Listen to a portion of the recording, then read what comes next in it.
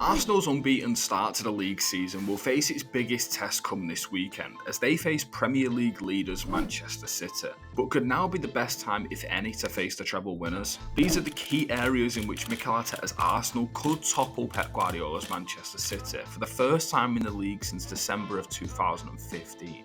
Starting with the midfield battle. Since Rodri's suspension, City have looked awkward in deep midfield. Calvin Phillips and Mateo Kovacic have filled in as temporary number 6s, but have both failed to match Rodri's standard. In fact, in their 2-1 defeat against Wolves, Kovacic lost the ball in deep midfield, and this led directly to the opponent's first goal. And this wasn't just a one-off turnover of possession. This was a genuine pattern that Wolves constantly targeted throughout the game. As they were knocked out by Newcastle United in the Carabao Cup, a similar pattern emerged with Calvin Phillips as he got pickpocketed for one of the Magpies' biggest chances in that game too.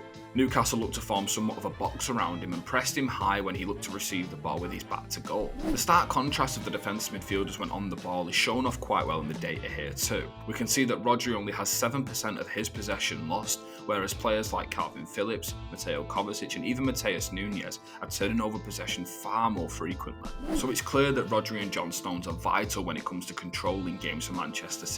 In possession they are practically playing as the two holding midfielders, so it's understandable why City aren't retaining the ball as well as they have done in the past without these two in midfield. But to further highlight the importance of Rodri in particular, Manchester City have lost just 5 out of the 67 games in which he's featured in the Premier League. They have the same number of defeats but without Rodri in just 15 Premier League games. And this doesn't fare well when you're looking at Manchester City's opponents come this weekend. Arsenal target their press in the midfield of the opposition, and this was shown off really well in the North London derby. As soon as a player looks to receive the ball with their back to goal in a tricky situation, Arsenal's man-to-man press jumps, and they are quite exceptional at turning over the ball high in the opposition's half. In fact, Arsenal have turned over the ball so far this season in the opposition's third 66 times, whilst generating 12 shots from them high turnovers.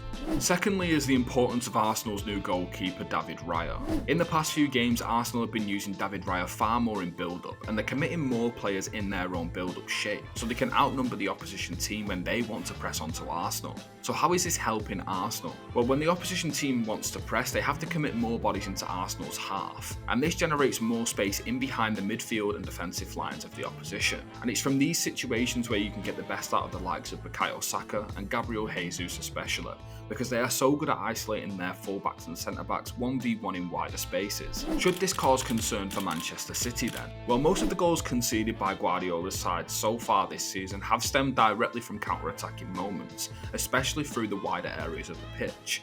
And with the way that Arsenal are looking to build up right now to create these fast passing moves through the lines and then feeding it to the wingers in transition, they could easily cause problems for City if they are to get it right. The final key area is Arsenal's set-piece threat. This season, 4 of Arsenal's 15 Premier League goals have come from set-piece situations. Meanwhile, Manchester City have faced just 11 shots from their set pieces in total, but have faced a high 1.9 expected goals from them shots. And without Rodri and John Stones in the 11, they lack height and box defending. In fact, statistically last season, Rodri and John Stones were both in the top 4 for aerial win rate in the entire of the Manchester City squad. And this is quite scary, especially when you factor in that Arsenal have also added height and power to their squad with summer arrivals in Declan Rice and Kai Havertz. And going off their set-piece success so far this season, this is definitely going to be an area in which they look to exploit Manchester City. So do you think Arsenal could get one over Manchester City as they did in the Community Shield in August? Or will Manchester City continue to be the Gunners' Achilles heel?